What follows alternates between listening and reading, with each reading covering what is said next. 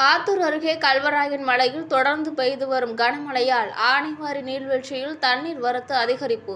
மறு உத்தரவு வரும் வரை ஆனைவாரி நீர்வீழ்ச்சியில் குளிக்க தடை விதித்தும் முட்டல் ஏரி மற்றும் படகு சவாரி சுற்றுலா தலம் மூடப்படுவதாக வனத்துறை அறிவித்துள்ளது. சேலம் மாவட்டம் ஆத்தூர் அருகே கல்லாநத்தம் ஊராட்சியில் முட்டல் கிராமம் கல்வராயன் மலை அடிவாரத்தில் அமைந்துள்ளது.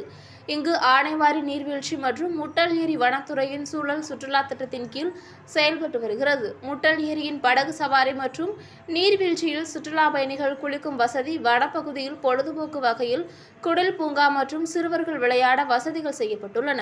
மேலும் பூங்காவில் நீர்வீழ்ச்சிக்கு செல்லும் தார் சாலை, காட்டெருமை, மான், யானை உள்ளிட்ட சிலைகள் கண்களை கவரும் வகையில் அமைக்கப்பட்டு பராமரிக்கப்பட்டு வருவதால் ஆத்தூர் மட்டுமின்றி கள்ளக்குறிச்சி, பெரம்பலூர், சேலம், விழுப்புரம், கடலூர் உள்ளிட்ட பகுதிகளிலிருந்து ஏராளமான சுற்றுலா பயணிகள் ஆனைவாரி நீர்வீழ்ச்சிக்கு வருகை தந்து விடுமுறை நாட்களில் தனது குடும்பத்துடன் குளித்து மகிழ்ந்து வந்தனர். இந்நிலையில் கடந்த சில மாதங்களாக கோடை வெயிலின் தாக்கம் வாட்டி வதைத்து வந்த நிலையில் நீர்வீழ்ச்சியில் தண்ணீர் குறைந்ததுடன் வறண்டு காணப்பட்டு வந்தது. மேலும் நீர்வரத்து இல்லாததால் சுற்றுலா பயணிகள் ஏமாற்றத்துடன் திரும்பி சென்றனர்.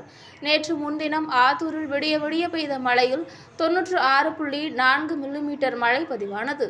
இதனால் ஆனைவாரி நீர்வீழ்ச்சிக்கு தண்ணீர் வரத்து அதிகரித்தது. தொடர்ந்து கல்வராயன் மலைப்பகுதியில் கனமழை பெய்து வருகிறது. இதனால் கல்வராயன் மலைப்பகுதியில் பெய்த கனமழையால் ஆனைவாரி நீர்வீழ்ச்சியில் தற்பொழுது நீர்வரத்து அதிகரித்துள்ளது. இதன் காரணமாக ஆத்தூர் கோட்டவன அலுவலர் ஆரோக்கியராஜ் சேவியர் சுழல் சுற்றுலா திட்டத்தின் கீழ் செயல்படும் முட்டல் ஏரி பூங்கா மற்றும் ஆனைவாரி நீர்வீழ்ச்சி ஆகிய அனைத்தும் மறு உத்தரவு வரும் வரை தற்காலிகமாக மூடப்படுகிறது என அறிவித்துள்ளார்.